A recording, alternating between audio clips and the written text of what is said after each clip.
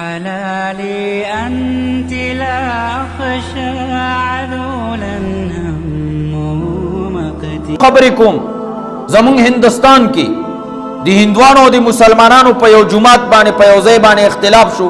مسلمانانو وی دلته جماعت جوړو، هندوانو وی چې مونږ دلته کې مندر جوړو او پاغي باندې توري راووتلې. زئی شو چړې راواخستلې شو، تبرونه راواخستلې شو. انګريز وی چې دا خو به زمونږ کار به خراب شي، منځ کې او پکې مونږ هم بیا خرابي. نو عدالت ته فیصله لاړه. عدالت کې مسلمانانو خپل دلایل وی او هندوانو خپل وی.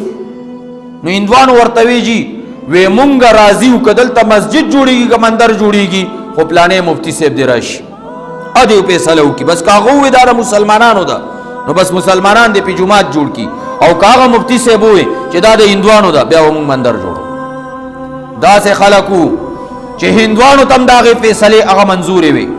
په سبا باندې چې کله راغه دنیا او قتل مفتی الہی بخش کان دهلوی رحمه الله تعالی هغه چې دینو عدالت ته حاضر شو، او د عدالت د جج سره چې دینو د مفتی صاحب کرسۍ لګېدلې ده. نو جج ورته وایي مفتی صاحب تاسو وایي د ځمکې باره کې، نو ورته وایي دا ځمکه د هندوانو ده او دا پلانې هندو چې دی دا د دې مالک دی. نو ورته اوس په جماعت جوړ کو کمندر وی چې ملکیت دا غي د نو جماعت په څنګه جوړي، چې ملکیت د هندوانو شو نو جماعت په باندې څنګه جوړ کی، بده و مندر جوړيږي، هم مندر به پی جوړيږي. فیصله چې وشو صحیح شو. نو هندوانو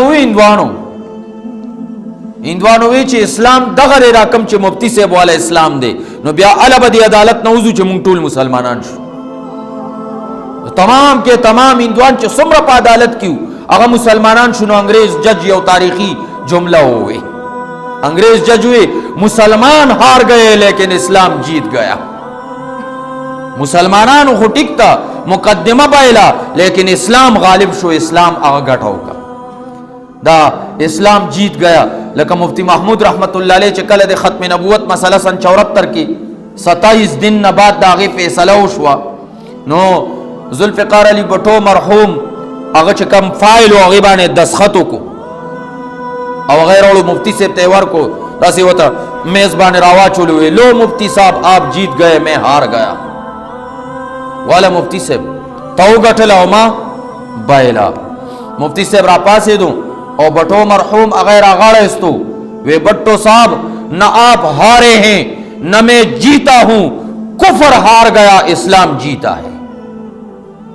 نہ ما گٹھلے دا نہ تابا لے دا شکست من کفر تور کو اسلام غالب شو. چینل کی اپڈیٹس حاصل کرنے کے لیے ہمارے اس چینل کو ضرور سبسکرائب کریں، ساتھ میں بیل کا بٹن بھی دبائیں تاکہ بذریعہ نوٹیفیکیشن ہم آپ کو آگاہ کر سکیں. شکریہ.